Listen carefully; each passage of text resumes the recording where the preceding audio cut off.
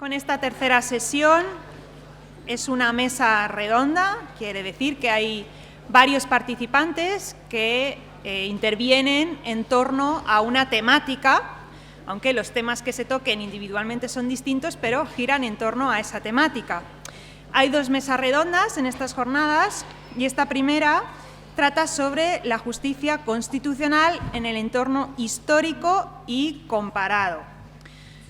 En esta mesa que tengo el placer de moderar va a intervenir el profesor Francisco Javier Díaz Majano, que nos va a hablar del Tribunal de Garantías Constitucionales y Cataluña.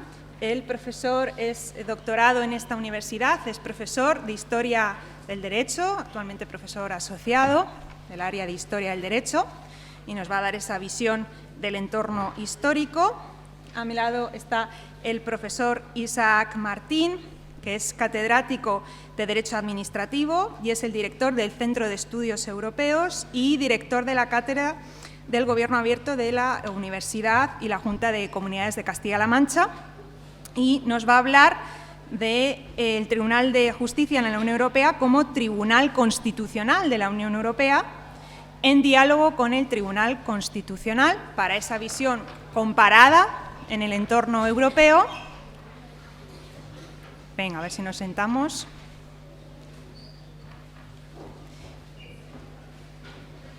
Y por último, a mi izquierda, la profesora María Ruiz Dorado, que es doctorada también en esta casa, profesora asociada del área de Derecho Constitucional, aunque ha estado aquí con nosotros en nuestra área un tiempo. Actualmente está en el campus de Ciudad Real, actualmente es profesora allí en el campus de Ciudad Real, y nos va a hablar del Consejo Superior de la Magistratura italiana, además con bastante conocimiento porque tiene su doctorado con mención internacional, ha estudiado mucho tiempo en Italia, así que conoce de primera mano lo que son las instituciones italianas y seguro que os aporta un conocimiento importante de la cuestión italiana.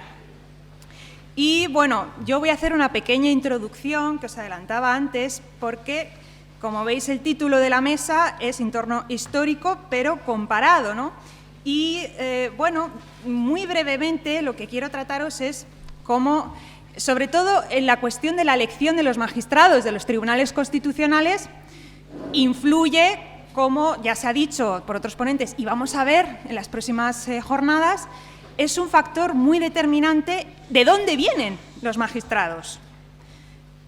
No es, decíamos antes, no es tanto de dónde viene la cuestión política, ¿no? Bueno, es verdad que en la elección influye esa politización, sobre todo cuando intervienen parlamentos, aunque sus funciones son jurisdiccionales. Pero siempre está la duda, ¿no? La duda de si a esa persona le ha puesto un partido político o alguien con un origen partido político, está la duda de si se va a haber influido en sus decisiones, ¿no? Entonces, ¿qué son ahora a la hora de elegir de manera comparada? Bueno, yo siempre además en clase ya sabéis que os digo, a veces términos entendemos que comparado es comparar, ¿verdad? Esto lo tenemos claro, es decir, comparar España con Italia o Alemania o Francia, ¿no? Vamos a ver el entorno que nos rodea y algunas, bueno, cuestiones en Latinoamérica. Bueno, ¿qué 4 cosas influyen en la elección de los magistrados? 1, el número de magistrados que hay en estos tribunales constitucionales. ¿Cuánto hemos quedado que había en España? 12. Bien. Lo segundo, ¿qué instituciones influyen en la elección? ¿Quién toma la decisión de poner a estos señores y señoras en el cargo de magistrados? Tercero, ¿cuánto dura el mandato? Porque si ese mandato coincide con la legislatura, puede implicar una influencia de quien está gobernando en ese momento, ¿sí? Y por último, los requisitos que tiene que tener esa persona para ser magistrado. ¿Puede serlo cualquiera? ¿Puede tener cualquier edad? ¿Puede dedicarse a una profesión que no sea jurista, por ejemplo? Bueno, en cuanto al número de magistrados, yo lo he clasificado, bueno, habría que ver cómo se hace, ¿no? El derecho comparado siempre es una cuestión subjetiva de cada uno, ¿no? A la hora de comparar. Yo lo he traducido en 3 sistemas. aquellos de tamaño reducido, de tamaño medio, de tamaño amplio. Reducido, por ejemplo, el Consejo Constitucional francés, consta de 9 miembros. Y en Perú, por ejemplo, 7. De tamaño medio, que es lo más normal, el nuestro, 12, en Bélgica también 12, en Grecia, 11, en Portugal, 13, en Austria, 14, en Chile, 10 o en República Dominicana, 13. Y aquellos que son de tamaño más amplio, como el alemán, 16, y el italiano, 15. Como decía antes la profesora Elena Rebato, evidentemente, cuantos más miembros, más difícil es influir en una mayoría a la hora de tomar la decisión, ¿no? Esto es así en casi todos los ámbitos de la vida. Cuando tienes que convencer a más, es más difícil que se vea influido. Por eso, os llamo la atención sobre 2 de los que acabo de decir. En el caso del Consejo Constitucional francés, porque es eminentemente político más que jurisdiccional. Y a lo mejor eso justifica su menor número. Pero en el caso peruano, esto puede resultar un número escandaloso, no solo por el número, sino por quién los elige. Bien, la segunda cuestión, las instituciones que eligen a los magistrados. Yo lo he dividido en aquellos en los que intervienen múltiples instituciones que tienen que ver con los 3 poderes, que son... ¿Cuáles son los 3 poderes?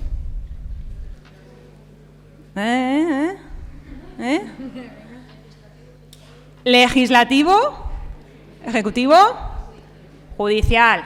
Vale, bien. Bueno, pues entonces, múltiples instituciones que vienen de los 3 poderes. Por ejemplo, España, ya lo hemos visto, intervienen las 2 cámaras, interviene el gobierno de los jueces, Consejo General del Poder Judicial. Por ejemplo, en Chile también es parecido, por el presidente de la República, por el Congreso Nacional y por la Corte Suprema, intervienen los 3 poderes. O incluso muchas más instituciones, bueno, que al final se interrelacionan entre ellas, como Italia, por el presidente de la República, 5 por el Parlamento, por una mayoría de 2/3, con la particularidad en el caso italiano de que es una sesión conjunta, no como aquí, que elige el Senado y elige el Congreso los suyos. Aquí tiene que ser en sesión conjunta. O 5 por la Suprema Magistratura Ordinaria y Administrativa, la Corte de Casación, Consejo de Estado e incluso 1 por el Tribunal de Cuentas. Es uno de los tribunales constitucionales cuyo origen institucional es más amplio. Luego aquellos en los que es más normal una compartición entre el legislativo y el ejecutivo. Por ejemplo, Austria, de los 14 miembros, 8 son nombrados por el presidente de la República y 6 por el Parlamento, dividido en 3 y 3, aquel Parlamento de representación territorial y nacional. O en Francia, los 9 son 3 y 3 por el presidente de la República, es decir, poder ejecutivo, 3 por el presidente de la Asamblea Nacional, legislativo, y 3 por el presidente del Senado, la segunda Cámara legislativa. Y un caso muy particular es aquel de Portugal, porque lo comparte entre el legislativo y ellos mismos. Para renovar a sus miembros, 10 de los 13 son elegidos por el Parlamento, pero 3 son elegidos por los 10 miembros anteriormente designados por el Tribunal. Es decir, es un sistema de cooptación. Entre ellos mismos van a renovar parte, lo cual está bien, ¿no? Porque ellos mismos van a examinar la capacidad que van a tener otros para entrar en su lugar, lo cual es bastante bueno a mi modo de ver. Y, por último, son aquellos que presentan una mayor polémica. ¿Por qué? Porque solo viene de un solo origen, un origen institucional, el legislativo.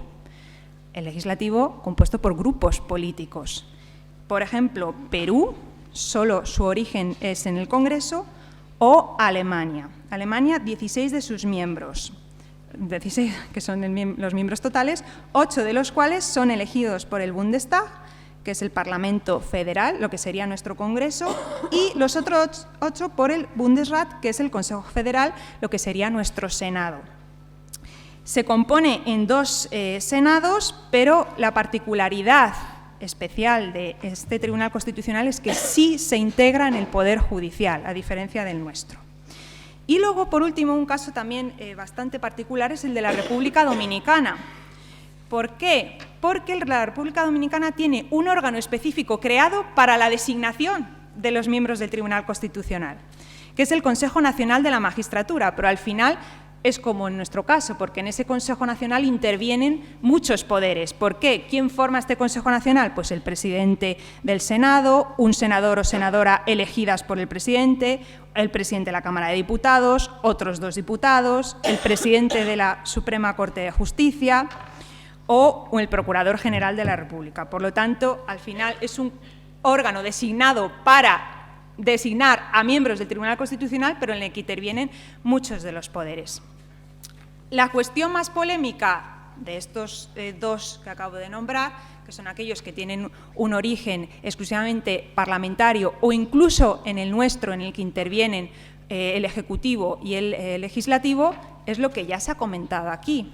Es lo que en la doctrina se llama lotizzazione, ¿se dice así?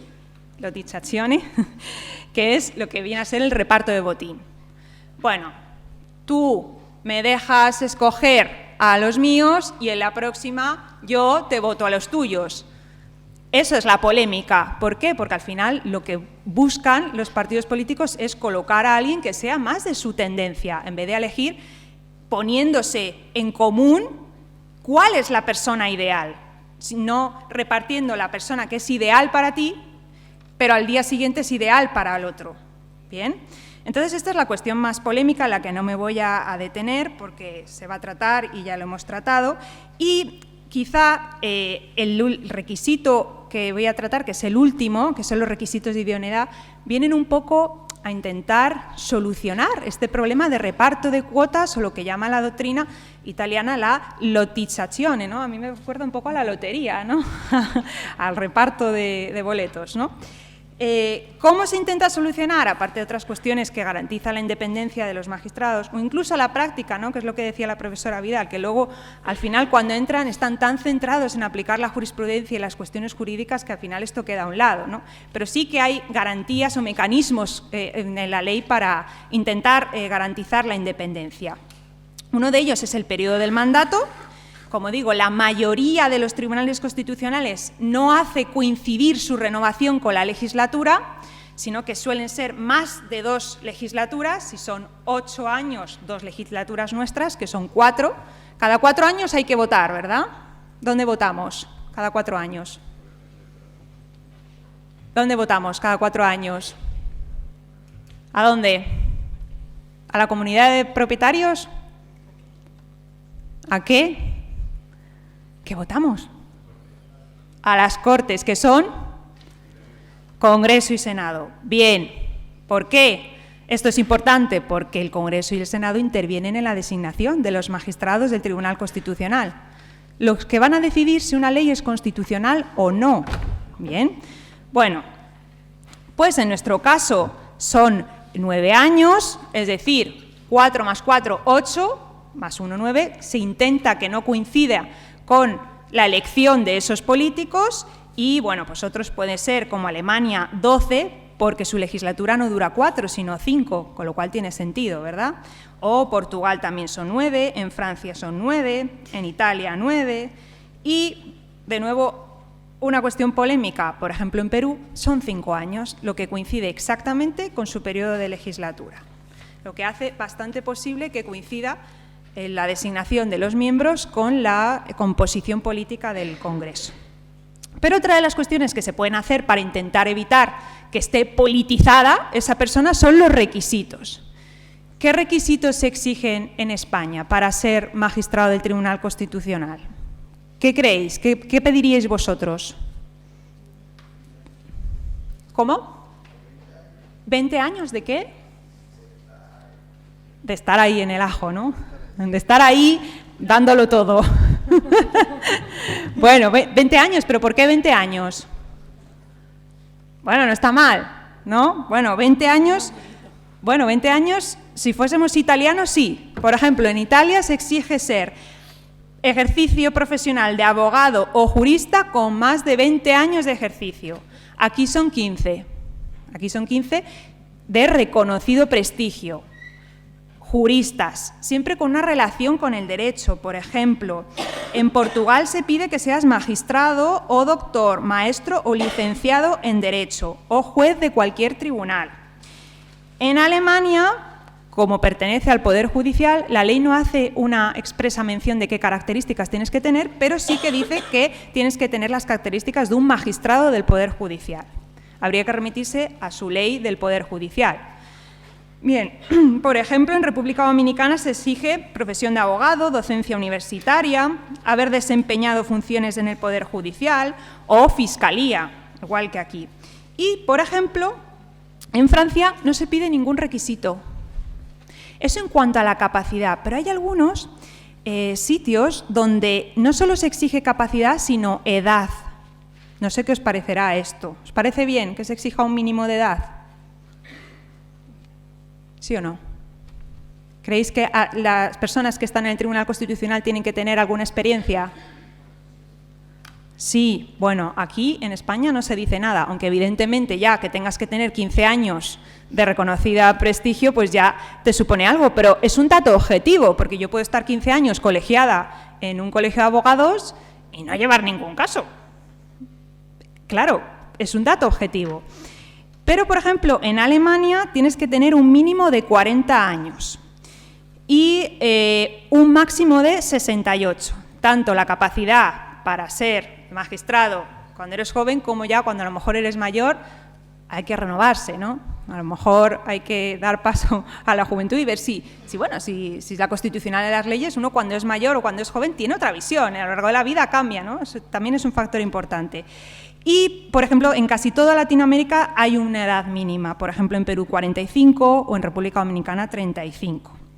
Bien, pues estos son los requisitos, son los factores que hemos visto, ¿verdad? El periodo de mandato, la elección, de dónde vienen, quiénes son, cuánto tiempo están, qué requisitos, todo esto son garantías de independencia que vais a ver a lo largo de estas jornadas y cómo se va a tratar, cómo cada uno de ellos influye.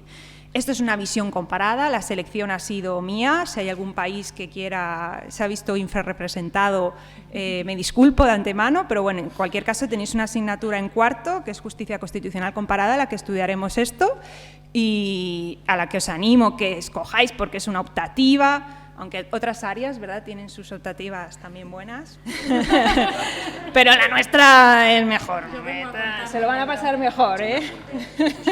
Se apunta al catedrático administrativo, así que, bueno, os animo. Bien, pues estábamos discutiendo si realmente a quién dábamos paso, porque realmente la cuestión comparada, yo creo que quizá a lo mejor vamos a pasar a la visión histórica por ir un poco cronológicamente en el tiempo, ¿no? El profesor Díaz Majano y después el profesor Isaki y terminamos con María. Pues cuando quieras. ¿Haciendo este? Sí. ¿Está encendido ahora? Sí, tarda un poquito. ¿Se oye bien? Vale. Bueno, pues buenas tardes. Buenas tardes. Me alegra ver la sala tan llena, tan concurrida y con alumnos, exalumnos. O sea que síntoma de que estas jornadas pues gozan de buena salud. En esta mesa redonda se me pidió que hablase de el precedente de nuestro Tribunal Constitucional, que es el Tribunal de Garantías Constitucionales, que se articula en la Constitución de la Segunda República, y se me pidió que hablase del Tribunal de Garantías Constitucionales y Cataluña,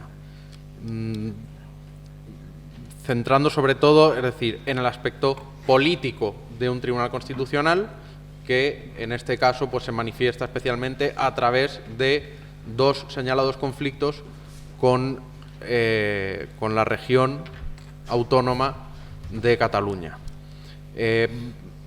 Hablar de esto es complicado porque ya caracterizar el propio Tribunal de Garantías pues tiene sus complicaciones, pero hablar sobre todo de uno de los conflictos, que es el de la Ley de Contratos de Cultivo, pues me parece especialmente difícil en poco tiempo. Pero vamos a intentar hacer un recorrido por la breve existencia del Tribunal de Garantías.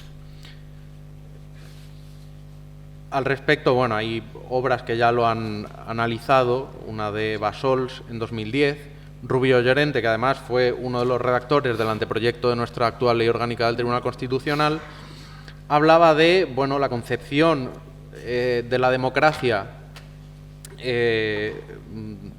según las fuerzas políticas dominantes y, bueno, pues la cercanía a las concepciones de Rousseau, en definitiva. Lo que sucede es que, precisamente, en este sentido, un tribunal constitucional pues, es una institución absolutamente discordante con los presupuestos teóricos de la democracia rousseauiana, en definitiva, de la arquitectura del Estado liberal. Y es una nota discordante porque el Estado liberal se articula, entre otras cosas, para proteger una esfera articulada en torno a los derechos individuales que se predican en principio de todo individuo, pero cuando se diseñan pensando esencialmente en la burguesía. Entonces, al llegar el siglo XX, el panorama ha cambiado radicalmente. Cambia todo, cambia incluso la concepción del Estado, cambia el derecho administrativo, pero, sobre todo, irrumpen las masas en los distintos parlamentos de Europa, por una vía o por otra, y sobre todo después de la Primera Guerra Mundial, muy señaladamente. Entonces, bueno, pues en ese sentido, el Tribunal de Garantías Constitucionales o un Tribunal Constitucional responde a una línea de pensamiento que posteriormente se ha bautizado con el nombre de pensamiento antiparlamentario, que no quiere decir que esté en contra del Parlamento o que pretenda abolir el Parlamento, pero sí que tiene fundamentalmente miedo a en qué puede convertirse el Parlamento una vez han irrumpido los grandes partidos de masas. Y fundamentalmente los grandes partidos de masas en ese momento son los partidos socialistas.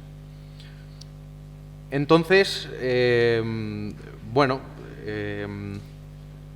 la influencia tradicional en España, tanto en el derecho constitucional, sobre todo en el derecho administrativo, pues venía de Francia, pero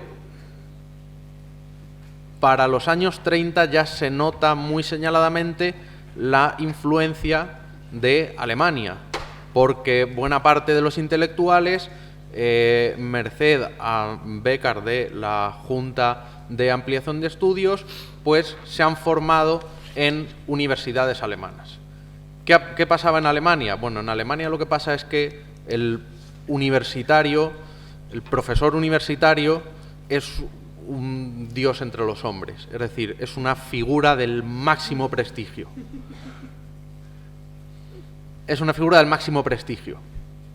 Entonces, cuando en Alemania, en 1919, se articula, después de la Primera Guerra Mundial, la República de Weimar, en cierta manera cunde el pánico, sobre todo por parte de determinados grupos y de intelectuales que ven la amenaza de la irrupción de esas masas en el Parlamento. Y entonces, como el pensamiento, lo que estamos llamando ampliamente pensamiento antiparlamentario, pues tiene defensores muy prestigiosos, estos intelectuales abogan por una serie de medidas que permitan precisamente sustraer al control del Parlamento determinadas cuestiones. Por ejemplo, la propia administración, el pensamiento institucionalista, que lo ha diseñado en este caso un pensador francés, que es Héroux, lo que aboga es por crear una esfera que, como instituciones que estaban en muchos casos antes que el propio Parlamento, son indisponibles al legislador. Otro de los mecanismos es un tribunal constitucional. ¿Por qué? Porque en el Estado liberal la ley es incuestionable. La ley está en la cúspide de la concepción jerárquica dentro del Estado liberal. Y ahora se dice, bueno, eso está muy bien, pero cuidado con las leyes también, porque ahora el Parlamento ha cambiado su composición. Entonces, pues se diseña esta idea del Tribunal Constitucional que, sobre todo en sus primeras manifestaciones, pues está compuesto por los profesores de universidad, lo que se llamaban en Alemania los mandarines, por un artículo de un profesor que hablaba del mandarinato chino. Bueno, pues ya se les bautizó con el nombre de los mandarines. Entonces, en el caso de España, Jiménez de Asúa, cuando, bueno, por supuesto, todo trae sus antecedentes históricos. Se podría hablar de, bueno, se suele hablar del Justicia de Aragón, también se podría hablar del Tribunal de Contrafaccions en Cataluña o del Tribunal de Contrafurs en Valencia, que son dos tribunales de una breve existencia, pues justo en el momento, en finales del siglo XVII, principios del XVIII, el momento del cambio de dinastía, y que luego, con la victoria borbónica tras la Guerra de Sucesión, pues finalmente dejan de existir.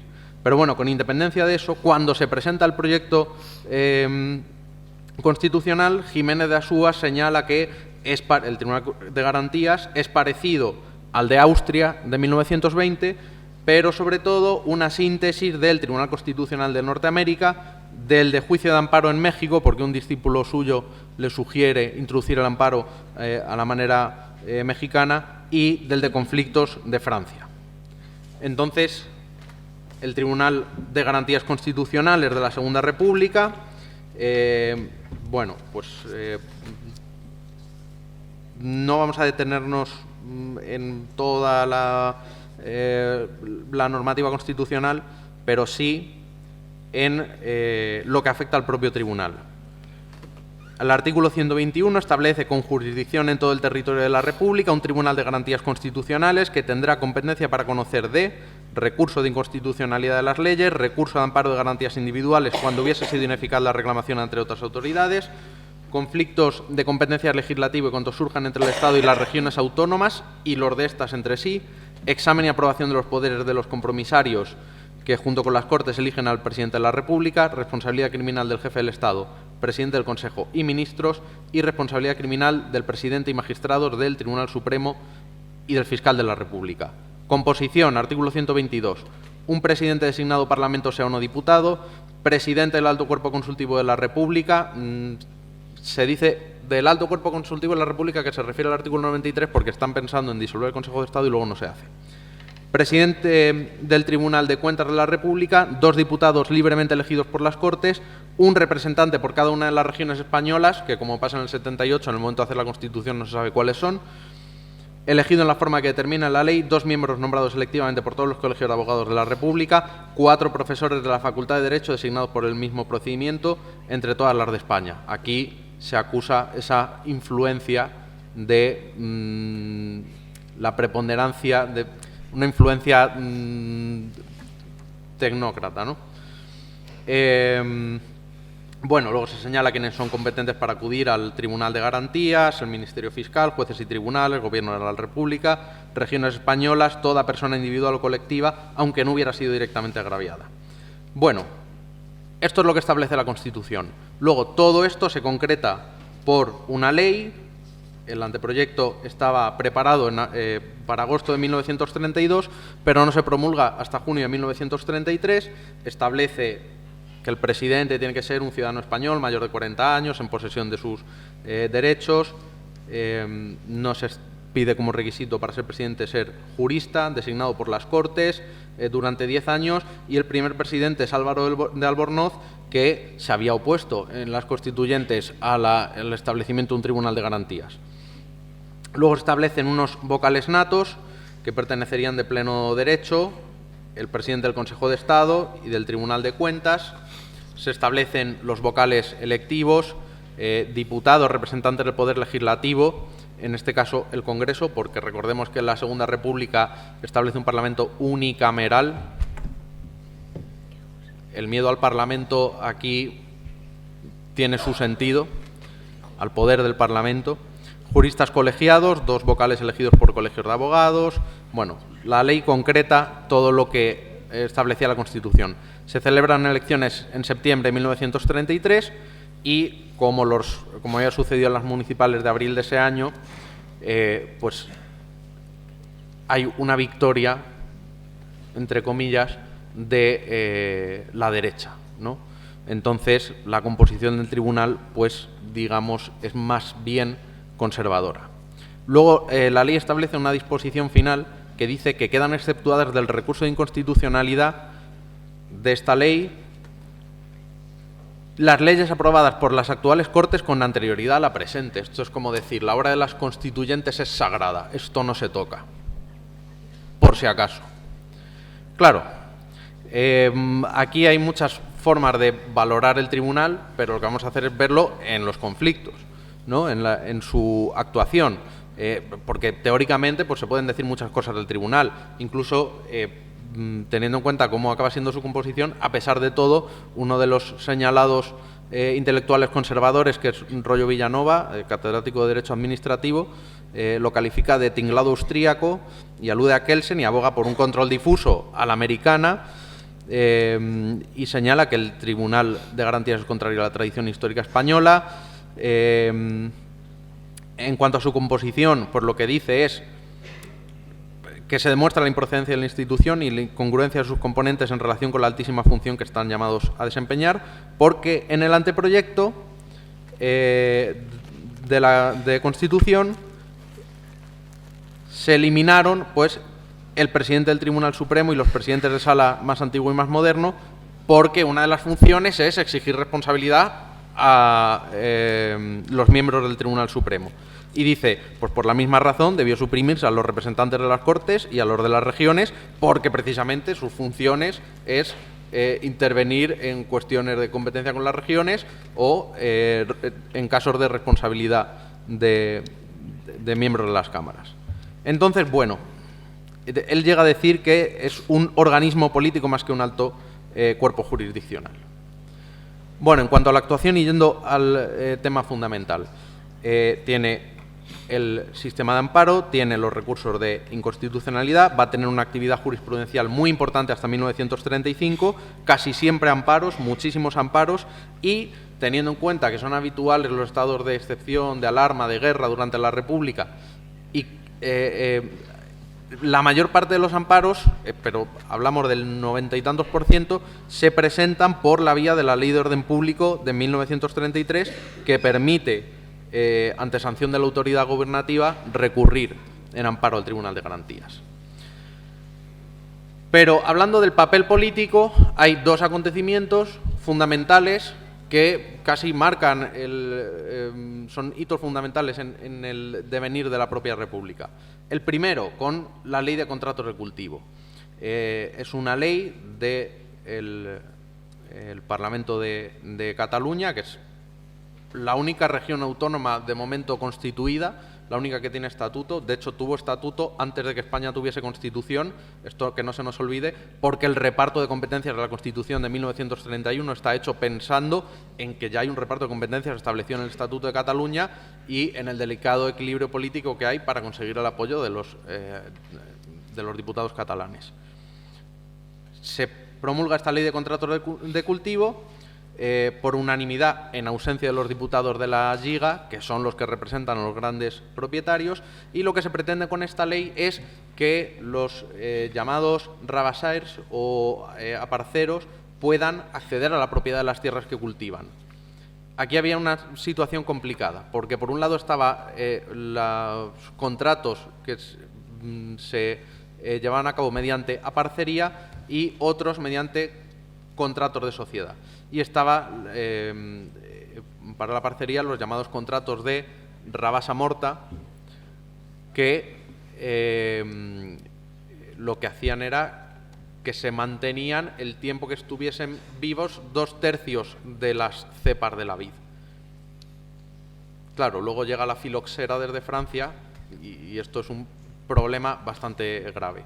Luego, además, duraban muy poco tiempo, con lo cual una persona, esto lo hemos visto en Historia del Derecho, en el caso del del régimen señorial y del régimen feudal. Una persona que no posee la tierra, que está en propiedad de otro y ese otro le puede echar cuando quiera y esa persona no se puede ir cuando quiera, pues es un problema. Esta ley de contratos de cultivo establece una duración mínima de 6 años para cualquier contrato de cultivo. Solo es posible desahuciar al cultivador por falta de pago por haber subarrendado la finca, en caso de abandono de más de un año. Bueno, todos los contratos se extienden a 6 años. Y luego se establecen en disposiciones transitorias el derecho a adquisición de la tierra, que además permite, en el caso de que los payeses hayan pedido revisión a unas juntas, que son las juntas pues, como una especie de jurados mixtos, pues pueden retener el 50% de la renta hasta que estos jurados, estos tribunales, se pronuncien. Bueno, se pide la declaración de inconstitucionalidad de esta ley por parte de los conservadores, los representantes de los grandes propietarios, y una sentencia del 9 de junio de 1974 declara inconstitucional la ley de contratos de cultivo, entre otras cosas, porque las bases de las obligaciones contractuales en materia civil corresponden al Estado, cosa que es cierta según el artículo 15.1, pero a las regiones autónomas corresponde su ejecución, porque la legislación social también está atribuida al Estado y porque considera que el derecho a adquisición que articula la ley es prácticamente una expropiación indemnizada por caso de utilidad social hacia los propietarios. Todo esto es bastante opinable, tan opinable que hay 3 votos particulares. Unos señalan que las juntas son perfectamente constitucionales, otros que no hay este problema de competencias. Bueno, lo que hace la Generalidad es, las sentencias del 9 de junio, el 12 promulga una ley idéntica. Entonces se abre un conflicto importante en el Gobierno que conduce en última instancia a que entren ministros de la CEDA y esto a la Revolución de Octubre, en la que el presidente y los consejeros de la Generalidad declaran la República, el Estado catalán dentro de la República Federal Española. Esto ante gente armada y retransmitiendo por radio, pues se declara ese Estado catalán. Y a continuación, pues por parte del Gobierno, el estado de guerra, y esto da lugar a una querella contra los miembros de la Generalidad y a una sentencia el 6 de junio de 1935 que, en definitiva, los acusa de rebelión militar, pretensión de transformación del Estado integral en régimen federal y condenan a cada uno de los procesados, entre ellos Luis Companys, como autores de delito de rebelión militar a la pena de 30 años de reclusión mayor con las accesorias de interdicción civil durante el tiempo de la condena. Hay un voto particular pidiendo la absolución. Bueno, esto podría ser el fin de la historia, pero no lo es. El Frente Popular, ante esta sentencia, lo que hace es incorporar en su programa pues, la amnistía para los condenados por el Tribunal de Garantías, que efectivamente es concedida en 1937 por los delitos cometidos con anterioridad al 15 de julio de 1936 y, bueno, pues finalmente así sucede. Luego, algunos miembros del Tribunal de Garantías, precisamente por haber fallado esta sentencia, pues van a ser señalados por el grupo, por la mayoría que gana las elecciones en el 36, que es la izquierda. Bueno, luego si hay dudas sobre esta cuestión, pues volvemos sobre ella porque no me extiendo más. Pero habría que decir mucho más sobre el reparto de competencias, sobre el diseño constitucional, pero en buena medida vemos que si en un caso el Tribunal Constitucional, o el Tribunal de Garantías, perdón, se ha utilizado, en el caso de la Ley de Contratos de Cultivo, sospechosamente con fines políticos, aunque se podría opinar porque el tema de los contratos es complicado, en el caso del delito de rebelión no lo parece tanto, a pesar de que es lo que rápidamente se va a contrarrestar con la amnistía y se va a interpretar como un golpe político. Entonces, no tiene nada que ver un caso con otro, pero en el fondo están íntimamente imbricados en cuanto a las consecuencias. Bueno, y me he extendido un poco, con lo cual ahí lo dejo.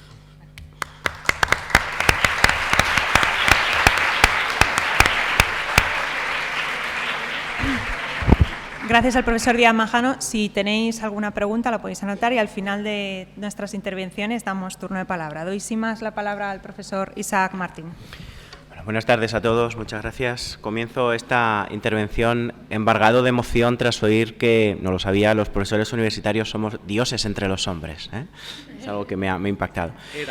Éramos, ya no. Y sobre todo muy contento por compartir este ratito con mis compañeros de mesa y con todos vosotros, muchos de los cuales sois alumnos míos de Derecho Administrativo 1, habéis sido alumnos míos de Derecho Administrativo 1 o habéis sido alumnos hace ya más tiempo de Derecho de la Unión Europea, hace más tiempo de que al menos a mí me gustaría recordar. Voy a dedicar estos 15 minutos a hablar de la dimensión europea de la justicia española, ¿no?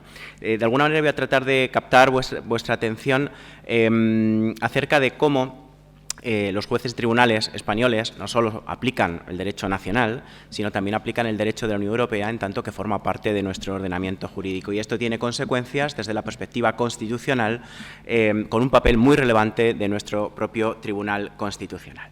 Por tanto, ese es el punto de partida, ¿no? Sí que me gustaría comenzar con una premisa, todavía la inmensa mayoría de vosotros no lo habéis estudiado, lo estudiáis en Derecho de la Unión Europea, en tercero, y es cómo se configura el Poder Judicial en la Unión Europea. A diferencia de lo que ocurre en nuestros sistemas nacionales, donde hay tres grandes poderes, legislativo, ejecutivo y judicial, que se encomienda a sendas instituciones, en el ámbito de la Unión Europea, aunque sí que se hace esta distinción, pero realmente el poder está compartido. El Ejecutivo lo tiene tanto la Comisión Europea como las administraciones nacionales, el Poder Legislativo lo comparten la Comisión, el Parlamento y el Consejo, y que también tienen parte Poder Ejecutivo a veces, y el Poder Judicial está dividido entre el Tribunal de Justicia de la Unión Europea y los jueces y tribunales nacionales, que también son jueces europeos cuando aplican el derecho de la Unión, ¿no? En este sentido, el Tribunal de Justicia de la Unión Europea es una institución conformada por dos órganos jurisdiccionales, el Tribunal de Justicia a secas, que está integrado por un juez por cada Estado miembro y 11 abogados generales a día de hoy. El papel de los abogados generales no me puedo detener, pero es un papel muy curioso porque de alguna manera a mí me gusta explicarlo señalando que son los que ayudan al tribunal, son los que piensan el derecho, son los que piensan la solución al litigio.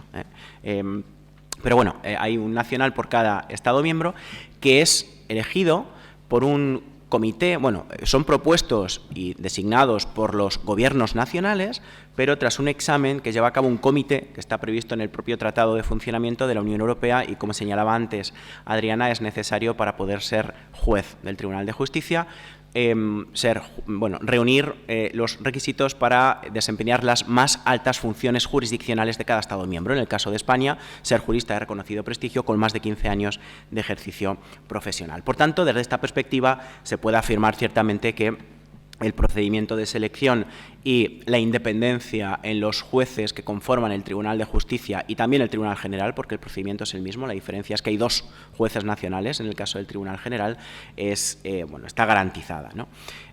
Al menos en la teoría. En este sentido, también me gustaría señalar, siempre dentro de esta premisa, que los tratados encomiendan al Tribunal de Justicia un doble papel.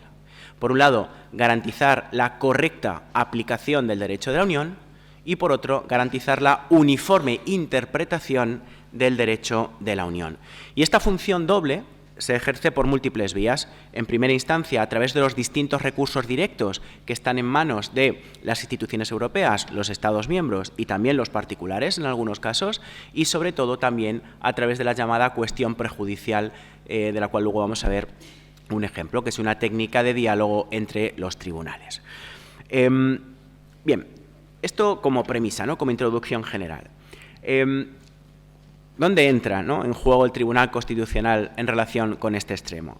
Pues de manera sintética, y es a lo que voy a dedicar la intervención, podemos señalar que cumple un triple papel. En primer lugar, el Tribunal Constitucional es garante de la correcta aplicación del derecho de la Unión Europea.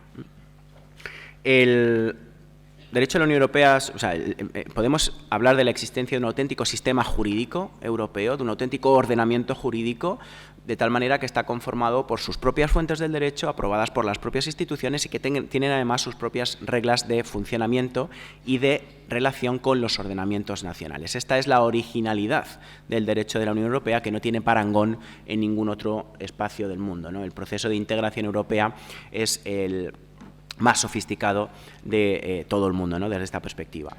Esa particularidad del ordenamiento jurídico hace que las fuentes que integran el derecho de la Unión Europea formen parte de los ordenamientos nacionales, de tal manera que los reglamentos, las directivas, las decisiones, en general las normas que aprueban las instituciones europeas, pasan a integrarse directamente o indirectamente, en el caso de directivas previa transposición, en los ordenamientos nacionales, ¿de acuerdo? Pero con un matiz, y es manteniendo su autonomía. Hay dos grandes principios que regulan las relaciones entre el derecho de la Unión y los ordenamientos nacionales. El principio de primacía, en caso de existencia de una incompatibilidad, de un choque entre una norma del derecho de la Unión y una norma nacional, prevalece siempre, en el caso concreto, la norma europea. Y el principio de eficacia directa, que implica que las normas aprobadas por las instituciones europeas son aplicables en los ordenamientos nacionales, sin necesidad de ningún tipo de intermediación, en el caso de los reglamentos y las decisiones, con intermediación en el caso de las directivas. Bien, la función de garantizar esta correcta aplicación del derecho de la Unión en cada sistema jurídico no le corresponde solo al Tribunal de Justicia de la Unión Europea, sino que le corresponde sobre todo a los jueces y tribunales nacionales, que, insisto, actúan como jueces europeos cuando aplican el derecho de la Unión. Y en este sentido, el Tribunal Constitucional Español juega un papel ciertamente fundamental. ¿Por qué? Pues porque a él le corresponde comprobar si efectivamente los jueces y tribunales nacionales están aplicando correctamente el derecho de la Unión. Y establezco ahora el matiz. Bien, es importante tener en cuenta lo siguiente, y es que la validez del derecho de la Unión no la juzga el Tribunal Constitucional ni los tribunales nacionales, sino el Tribunal de Justicia. Esto es, que una norma de la Unión Europea sea compatible o no con otras normas jerárquicamente superiores, ejemplo, que un reglamento sea contrario o no a un precepto de los tratados, no lo determinan los tribunales nacionales, sino que lo determina el Tribunal de Justicia de la Unión Europea, ¿vale? Esto es importante. Pero la compatibilidad de las normas nacionales con esas normas del derecho de la Unión sí que la establecen los jueces y tribunales nacionales, ¿vale? Bien, esta sería como la introducción de esta función que corresponde al Tribunal Constitucional de garantizar la correcta aplicación del derecho de la Unión.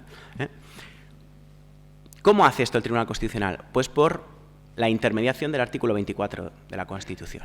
Sabéis que el artículo 24 de la Constitución reconoce el derecho a la tutela judicial efectiva. Ello exige que los jueces y tribunales tengan vetado seleccionar de manera irrazonable y arbitraria la norma aplicable al proceso. Por tanto, si un juez o tribunal nacional no aplica correctamente una norma del derecho de la Unión o no inaplica una norma nacional cuando es contraria al derecho de la Unión, está vulnerando ese derecho a la tutela judicial efectiva, el derecho a un proceso, en el sentido de determinar la correcta norma aplicable al mismo, ¿vale? ¿Y a quién corresponde garantizar que esto es así? Al Tribunal Constitucional. Artículo 24, derecho fundamental. Por tanto, existen vías para impugnar este tipo de sentencias que son contrarias al artículo 24 porque o no han aplicado correctamente una norma europea o no han inaplicado una norma nacional contraria al derecho de la Unión. En segundo lugar, el segundo rol del Tribunal Constitucional es garantizar la uniforme interpretación del derecho de la Unión. Y me explico. En principio, el máximo intérprete de las normas europeas es el Tribunal de Justicia de la Unión Europea, porque es a él al que los tratados le encomiendan esta función. Ahora bien, los jueces y tribunales nacionales, en tanto que son quienes aplican ordinariamente el derecho de la Unión, pueden tener dudas acerca de si una norma europea es contraria o no a otra norma europea jerárquicamente superior. Si yo soy el juzgado provincial de lo contencioso administrativo de Toledo, el número 1, y cuando tengo que aplicar una norma de derecho de la Unión para resolver un caso, dudo de su conformidad con un precepto de los tratados, podré plantear cuestión prejudicial o deberé hacerlo si en lugar de ser el juzgado provincial de lo contencioso administrativo soy el Tribunal Supremo o un tribunal frente al cual no cabe ulterior recurso, ¿vale? Esta es la técnica de la llamada cuestión prejudicial, de tal manera que si en la aplicación del derecho de la Unión a un juez o tribunal nacional le surge una duda sobre la validez de una norma europea o sobre la interpretación, que es a lo que estoy haciendo mención ahora, de una norma europea, ha de plantear esa duda ante el Tribunal de Justicia para hacer valer este monopolio que le otorgan los tratados, ¿vale? Insisto en la idea, cuando ese tribunal adopta sentencias frente a las cuales, en el caso concreto, no cabe ulterior recurso, si tiene la duda, debe plantear obligatoriamente cuestión prejudicial al Tribunal de Justicia, no tiene margen de opción. Y si no lo hace, está incumpliendo el derecho de la Unión. De hecho, el Tribunal de Justicia ya ha tenido ocasión de declarar que cuando una máxima jurisdicción no plantea cuestión prejudicial en un caso en el que es evidente la duda, con ello se está incumpliendo el derecho de la Unión y entraría en juego el mecanismo del 259 del Tratado de Funcionamiento de la Unión Europea que permite que el Tribunal de Justicia declare que un Estado miembro ha incumplido el derecho de la Unión porque un juez suyo, porque un tribunal nacional no ha planteado cuestión prejudicial. En definitiva, cuando hay un precepto de la Unión Europea aplicable al caso y surge una duda razonable que no ha sido resuelta por el Tribunal de Justicia, teoría del acto claro, del acto aclarado, no puedo entrar ahora en ello, existe el deber de plantear esta cuestión prejudicial. ¿A quién corresponde velar por el cumplimiento de este deber? Al Tribunal Constitucional. ¿De acuerdo? El Tribunal Constitucional, en distintas sentencias, actúa como garante máximo del cumplimiento de este deber. ¿Cómo? A través del recurso de amparo, porque vía nuevamente por vulneración del artículo 24, el derecho a un proceso con todas las garantías. El Tribunal Constitucional ha entendido que en los casos en los que un juez nacional inaplica una ley por entenderla contraria al derecho de la Unión, pero tiene dudas sobre esa norma europea y no plantea cuestión prejudicial, está vulnerando el derecho a la tutela judicial efectiva. Y, por tanto, una vez agotada pues todos los recursos previos, cabe presentar recurso de amparo ante el Tribunal Constitucional.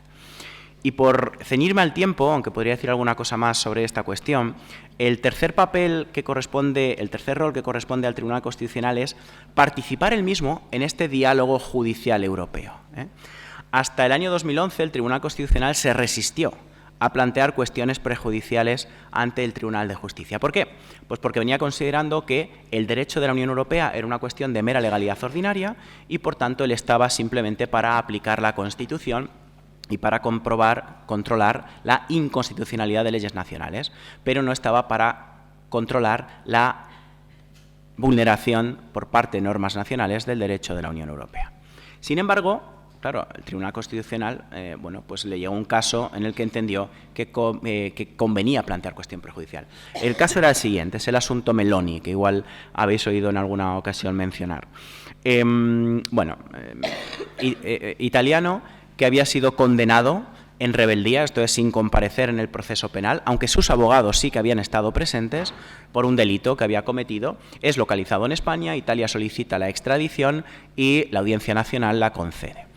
El Tribunal Constitucional tenía establecida y consolidada una jurisprudencia, la llamada vulneraciones indirectas de derechos fundamentales, en virtud de la cual sostenía que era contrario al derecho a un proceso con todas las garantías la condena en rebeldía, de tal manera que no cabía ejecutar una orden de extradición cuando se había condenado a ese sujeto sin que hubiera comparecido en juicio.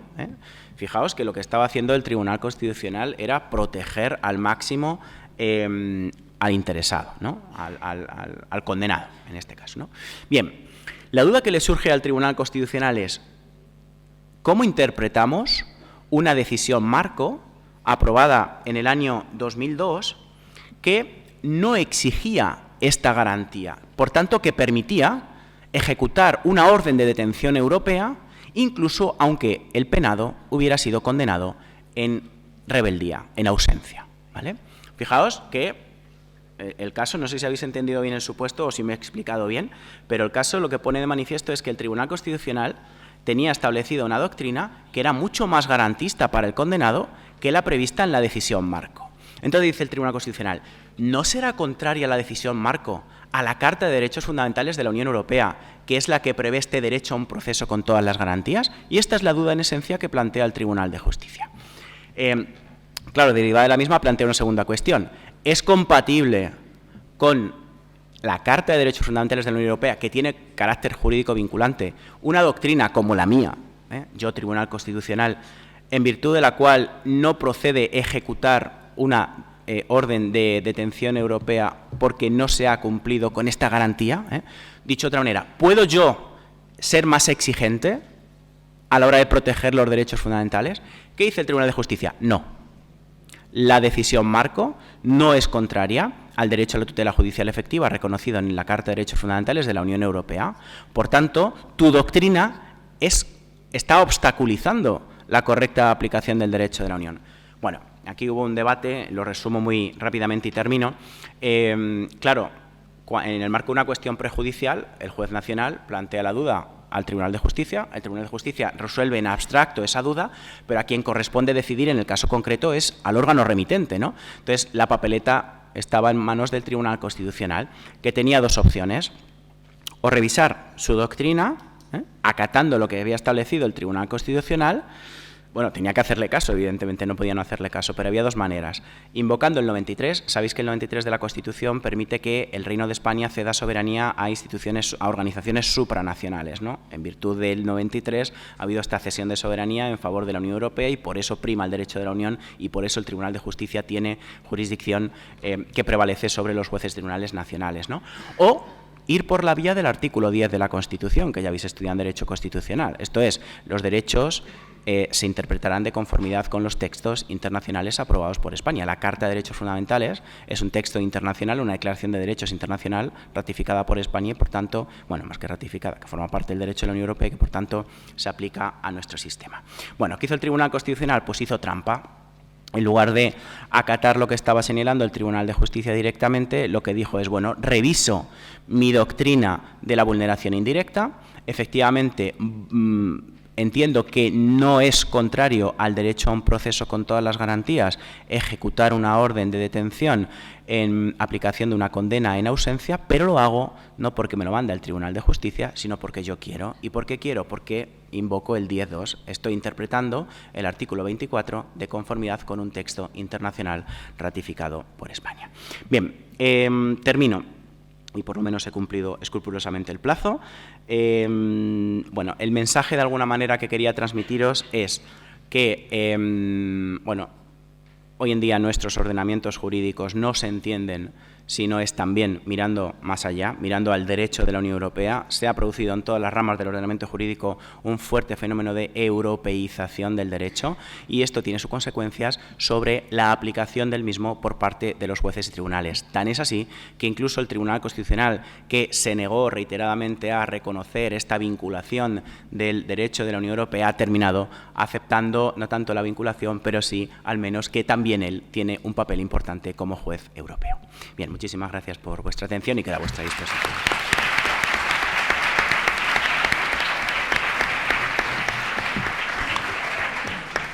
Gracias al profesor Martín Delgado. Doy la palabra a la última intervención de la mesa y de la jornada, a la profesora María Ruiz Dorado. Yo creo que desde aquí se oye, ¿no? Sí. Bueno, pues buenas tardes. Para mí ser la última pues es un hándicap porque me arriesgo a que alguno de ustedes atente contra mi integridad, pero bueno, agradecer al equipo de Derecho Constitucional por dejarme estar aquí, volver a la que hasta hace un par de meses fue mi sede.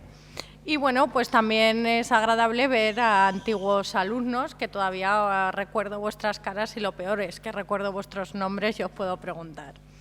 Bueno, el tema que vamos a ver es el Consejo Superior de la Magistratura Italiana, que es como el homólogo al Consejo General del Poder Judicial. Y dirán ustedes, ¿y por qué traer un tema de órgano de gobierno de los jueces cuando estamos hablando de politización en términos a lo mejor de justicia constitucional? Pues ¿por qué? Porque los primeros encargados de velar por el cumplimiento de la Constitución es la jurisdicción ordinaria, los jueces.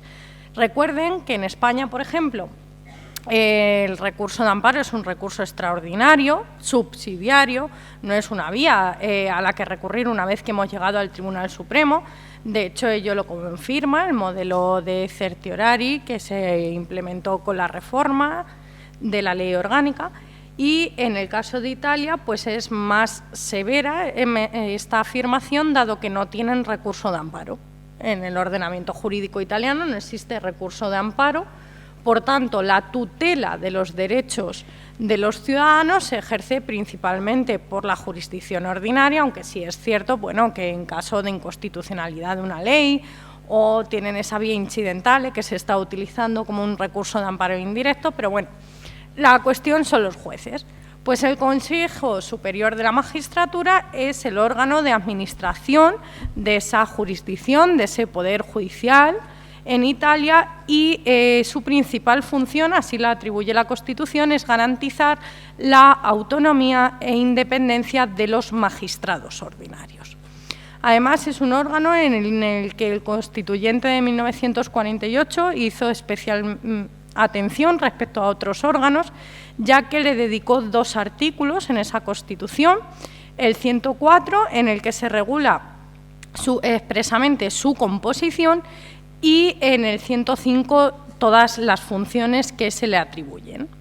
Bien, pues en el 105 encontramos esas funciones y el Constituyente del 48, porque la Constitución italiana es predecesora de la española, es previa o es anterior a la española, es de 1948, dice: corresponden al Consejo Superior de la Magistratura, conforme a lo dispuesto en el ordenamiento judicial, las admisiones, destinos, traslados, ascensos y medidas disciplinarias concernientes a los magistrados. Es decir, todas las cuestiones organizativas y de progreso o de, digamos, receso de esos jueces. Además, es un órgano cuya composición inspiró al Consejo General del Poder Judicial, pero tiene ciertas particularidades. El presidente de este Consejo es el presidente de la República, a diferencia de en el caso de España. Otra de las particularidades es que tiene unos miembros natos y unos miembros elegibles o electos. Los miembros natos, aparte de este presidente de la República, son el presidente de la Corte de Casación, y que es como su Tribunal Supremo, y la Fiscalía General de esa Corte de Casación. Bueno, luego tienen los magistrados o los miembros que son electos, y estos miembros pues va un poco en relación con la lotizzazione. ¿Qué quiere decir? Que en Italia son muy ordenados y entonces tienden a hacer cuotas de quiénes son elegibles, por quién van a ser elegibles y con qué condiciones. Y es una forma de elección muy compartimentada, a diferencia de España, que son los magistrados, a través de sus organizaciones y asociaciones, quienes proponen miembros y luego llega al Parlamento y, digamos, los selecciona de esa terna. Pues no, en Italia se hace a través de otras vías, por un lado por el Parlamento y por otro lado por los propios magistrados. Bien, el principal punto que ahora genera polémica ha sido una reforma de justamente junio-julio de este año. En concreto, estaba mirando a ver si me había apuntado la fecha, efectivamente de 17 de junio, en el que se utilizó un instrumento que es polémico pero bastante común, que es una ley de delegación. Es decir, es muy habitual que el Parlamento en Italia, cuando quiere reformar alguna circunstancia o quiere hacer un nuevo cambio normativo, establezca una ley donde marca los mínimos o las directrices que ha de cumplir y luego le dice al Gobierno que legisle siguiendo sus instrucciones. Bien, ¿por qué es polémica? Bueno, porque esta ley en un principio se hizo por problemas de corrupción y de puertas giratorias. ¿Sabéis lo que son las puertas giratorias? Bueno, pues se hizo tendente a evitar esas puertas giratorias, esos casos de corrupción, bueno, y determinadas actuaciones, digamos, que quedaron impunes de ciertos miembros. Entonces se utilizó esta reforma legislativa para evitar ello, con un problema. Llegaron las elecciones y el panorama actual italiano es que tienen un cambio completamente distinto en el Parlamento de quién propugnó o quién delegó esa potestad de reforma. Entonces, sí que es cierto que para el Consejo se dejó muy pautado en qué iba a consistir esta reforma. Se ha aumentado el número de consejeros, ahora son 30, frente a antes que eran 24, 16 son elegidos por los propios jueces, no, 20 son elegidos por los propios jueces, antes 16, perdón, 8 eran elegidos por el Parlamento, pasan a 10 miembros. Entre la elegibilidad de los miembros, siempre se dice que de estos miembros que elige el Parlamento se hace en sesión conjunta, eso lo heredó el Consejo General del Poder Judicial, en cierto modo se quería haber heredado, pero se hace en sesión separada. Sin embargo, en Italia, tanto para la Corte Constitucional como para el Consejo, el Concilio, como se llama allí, se utiliza sesiones conjuntas, mayorías de 2/3. La diferencia es que, por ejemplo, generalmente los elegidos por los magistrados ya son magistrados de carrera, mientras que los elegidos por el Parlamento son juristas de reconocido prestigio, bien profesores de universidad o bien abogados que hayan ejercido al menos 15 años, se rebajan 5 años respecto de la Corte Constitucional. Es curioso que se ha establecido como una especie en Italia, se caracteriza mucho porque las cuestiones de género muchas veces la abordan a golpe de cuota.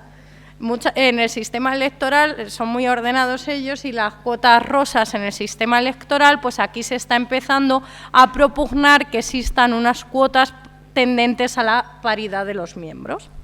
Y esa ha sido una de las reformas, en concreto la del artículo 20. No se ha especificado la cuota, pero sí se exige que se respete la igualdad de género, al que se refiere pues, el artículo 3 y 51 de la Constitución, que es quien propugna ese principio de igualdad. Pero vamos a lo importante, ¿cómo se han, si me permiten la expresión, cargado las puertas giratorias? Pues bien, en el caso de los magistrados que ya eran magistrados, es decir, aquellos que elegían los propios jueces, se establece que una vez que se cesan, porque además se eligen por 4 años y no pueden ser inmediatamente reelegidos, que esa es otra de las cuestiones.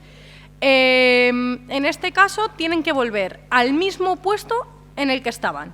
Es decir, si un juez era del Tribunal de Mesina, vuelve al Tribunal de Mesina. Y en caso, que esto fue muy polémico en su momento, de que hubiese un sustituto, deben permanecer ambos. Es decir, aunque haya un superávit o un overbooking, deben permanecer y volver a ese puesto. ¿Por qué? Porque ya se intentó hacer algún caso que bien para premiar o bien, digamos, para perjudicar o reprender a ese, digamos, miembro que no gustó su actuación, se le intentó coaccionar vía traslado, no, tu puesto ya estaba ocupado, te viene mejor por cuestiones organizativas. Pues eso lo han eliminado.